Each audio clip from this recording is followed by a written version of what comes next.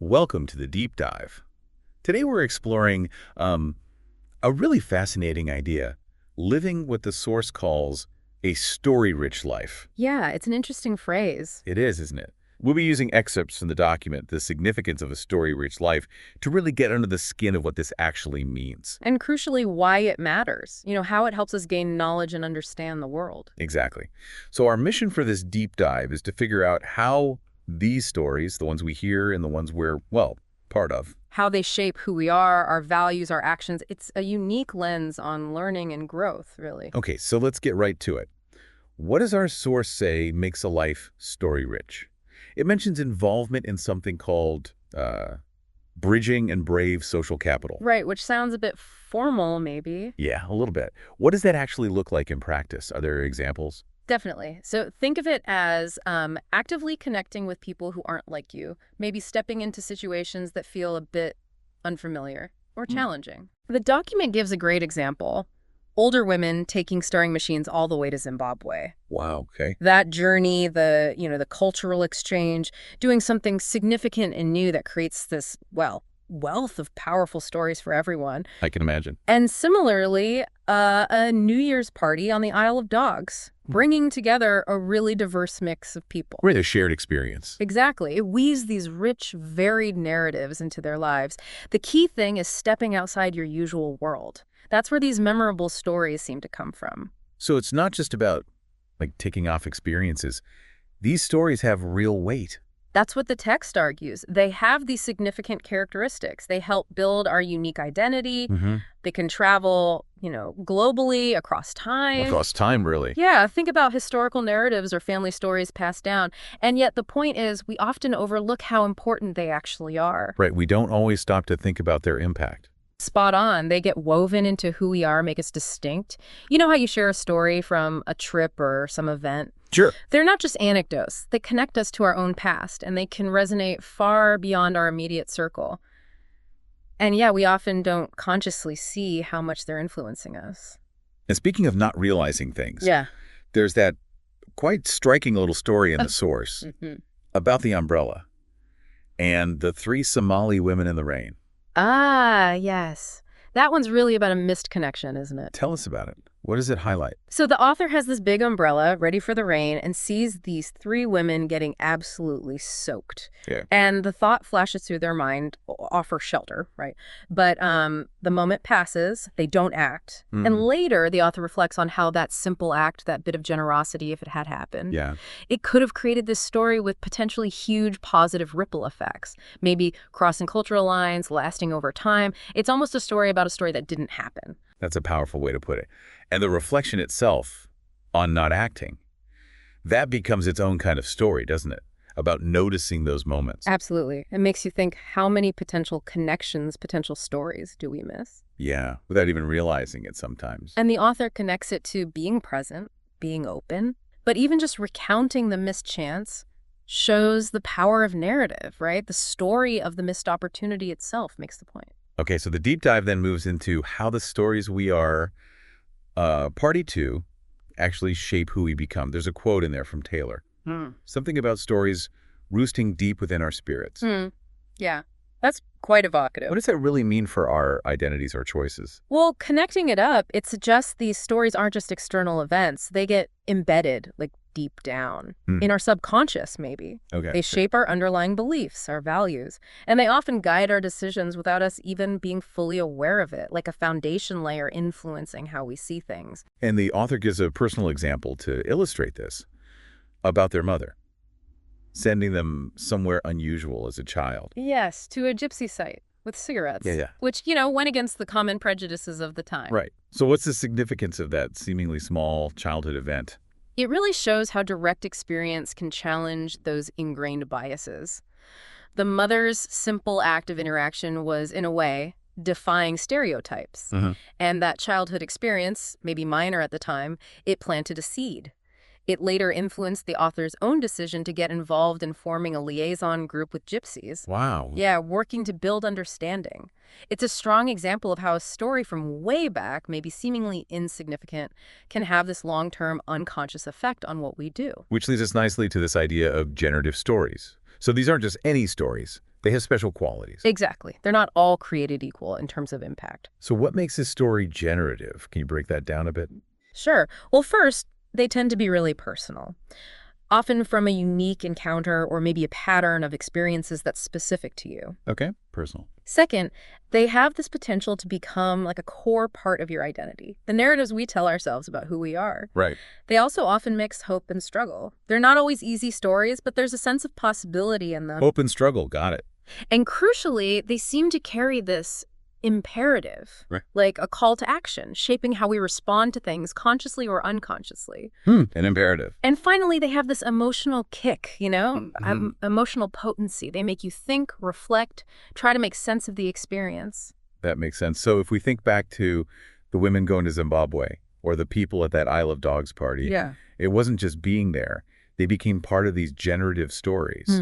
And that could have, sensitized them to bigger issues like social justice. Precisely. In a much deeper way than just, say, reading an article. It's the lived experience, the personal connection within that narrative. That's what creates the lasting impact, the empathy. Abstract info just doesn't hit the same way. Not usually, no. Now, let's shift focus a little.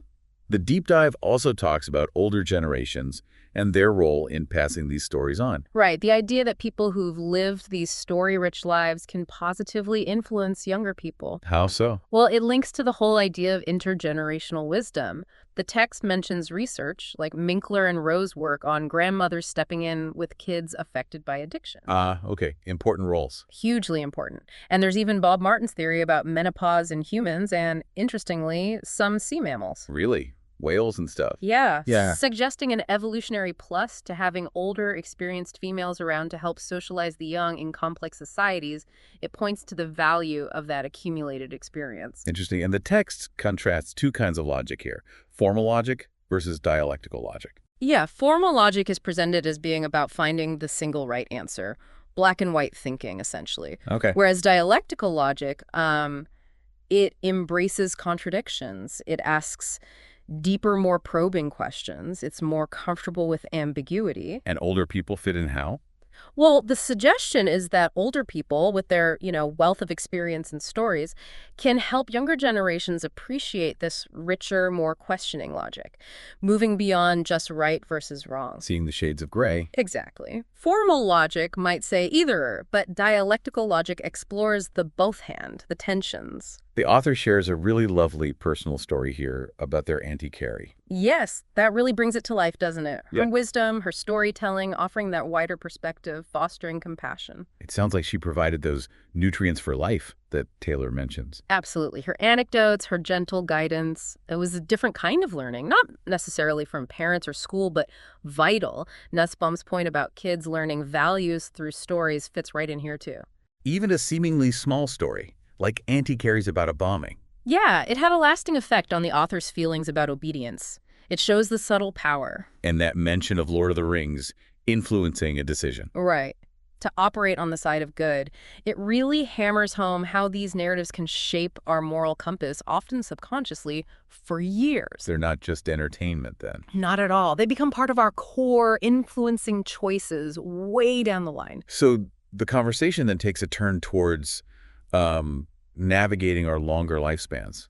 Peter Laslet's fresh map of life. Yes, with the 4 stages, and especially that extended third age, life after raising families and traditional careers. But there's a challenge identified with this extra time.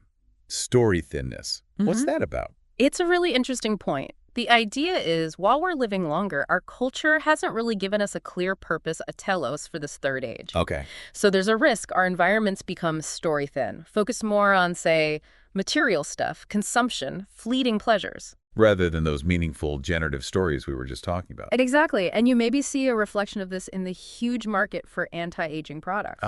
Interesting link. Could it suggest a deeper, maybe unacknowledged yearning for something more significant than just looking young? That's provocative. And the text suggests that communities, like the churches mentioned, could offer a more profound purpose for this stage. Yes, connecting it to one's accumulated life stories, the character they've built. So using that wisdom. Precisely. Communities could frame this time not just as leisure, but as valuable for reflection, sharing wisdom, contributing through those rich narratives they hold. Now, let's really dig into stories as a foundation for morality.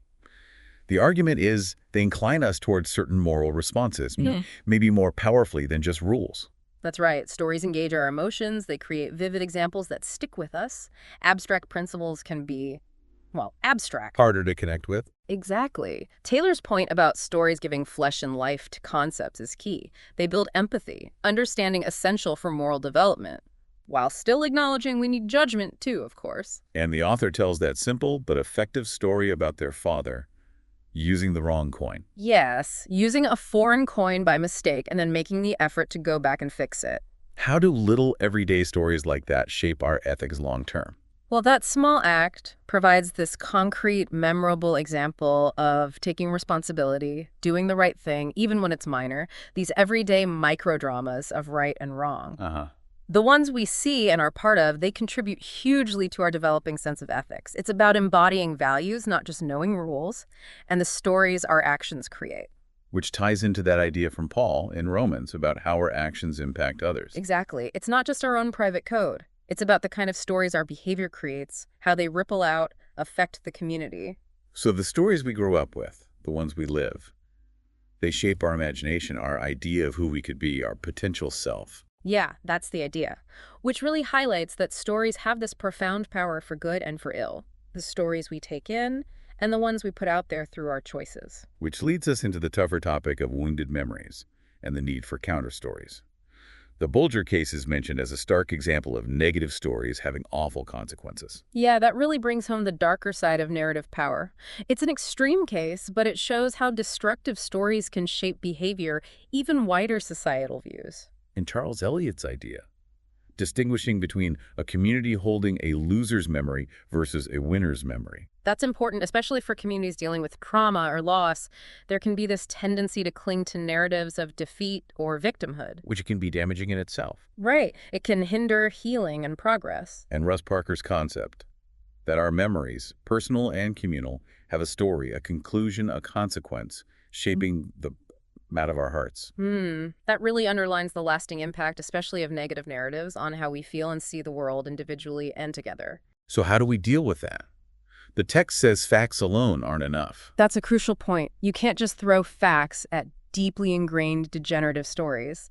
They need to be actively challenged and, ideally, replaced by more positive, generative ones. Offer a better story. Exactly. Like Taylor notes, you can't just argue someone out of a bad story. You need a more compelling, hopeful one. Brueggemann's point about a killed, hope-filled future leading to powerlessness really stresses why this matters. The author then shares a pretty candid experience from volunteering, seeing prejudice develop. Yes, at a center for homeless people.